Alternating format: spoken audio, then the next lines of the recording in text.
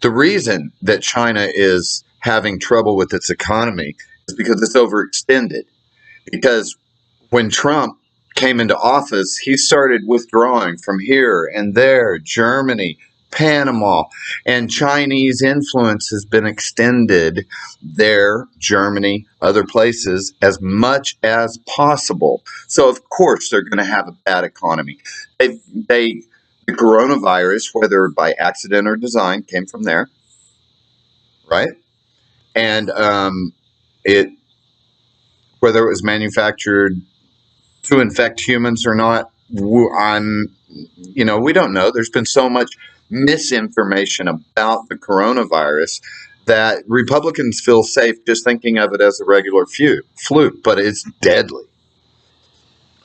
But China plays the long game.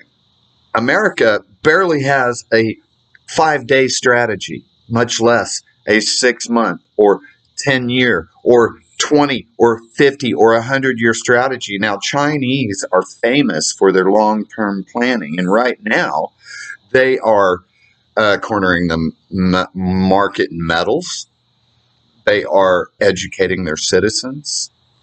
They are extending themselves in every possible way. Wherever there is a sign of weakness, they're squabbling with India.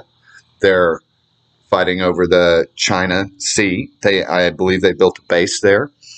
And, as Trump has withdrawn, not just a base he gave to the Russians, but all of this territory that these starving oligarchs or, where in a lot of third world countries, it's based on cronyism. And, these people are starving to keep their economy flowing because, a lot of countries don't have the depth of staying power that even our corporations have, the big ones. We've allowed ourselves as the nation to become a bunch overall, and perhaps it is the minority, but everybody that you see speaking out in social media, they all kind of belong to the same class. People reaching for that personal power. That's what politics is all about. You give all your personal power to the person that's running for office. That's what a vote is. That's where it comes from.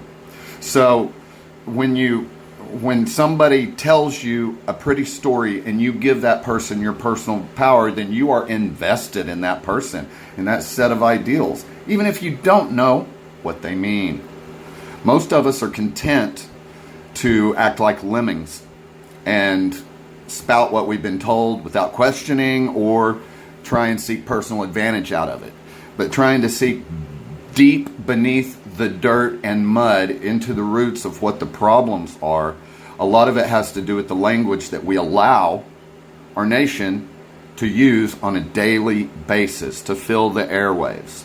I mean, we have a certain amount of people in our country who believe in aliens. Can you imagine what they must, if there were aliens up in outer space, let's say coming here for the very first time, what would their impression of the United States be? They'd probably just leave us alone and land someplace else, like Europe, that seems to be more of a bastion of civilization right now. A lot of it is because we all think we're better than the people that are afflicted in some way. We can thank God that we're not the ones afflicted, but then it stops there. There's no desire to change, no empathy, no, apart from making us feel a little sad inside our chest for a minute, so that we can realize we're human and other people suffer as well. And yet, suffering is the norm and it's expected. And the idea that everybody is a shark, that nobody can communicate, that nobody can get along without a strict a military set of rules of behavior.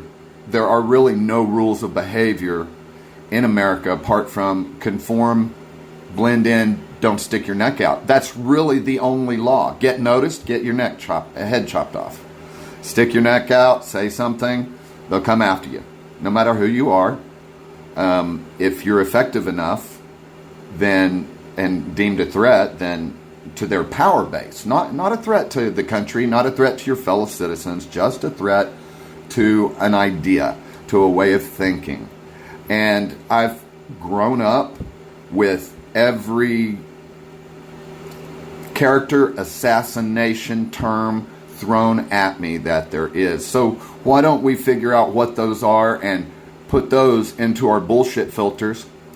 And once you start learning those adjectives, hell, just see how many of them there are. And the bottom line is, when you hear something, say, what are you trying to make me, instead of accepting it, what they're telling you, and making that your own opinion, put a hand out and block that. We have a laundry list available of infractions against our cause or against humanity or injustice or whatever our complaint is about. And we are throwing this in the government's face when we are able to directly address the government. And their response is, quit whining. We're taking care of it. And in any way dismiss your actual concerns. And a lot of that's because you're speaking to an entirely disconnected set of values.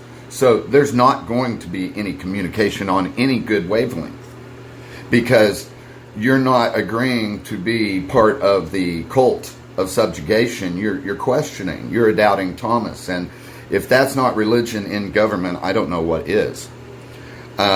They've just rebranded it as hyperpartisanship. Biological life, we are the force, we are the product of the forces of creation.